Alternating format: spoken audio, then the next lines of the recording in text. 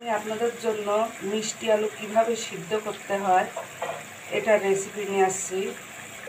পাতিলে পানি দিয়ে দিছি, পানির মধ্যে মিষ্টি আলু দিয়ে দিব।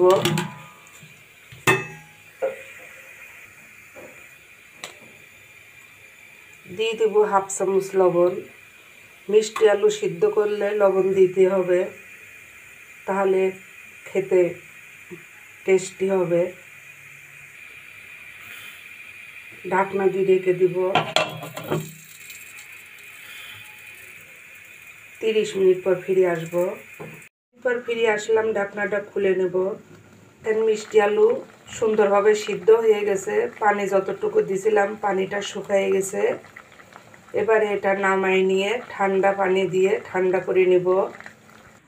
ঠান্ডা পানির মধ্যে দেওয়া হয়ে গেছে, এবারে ছিলে নেব, উপরে চোষাটা ছুলে ফেলবো।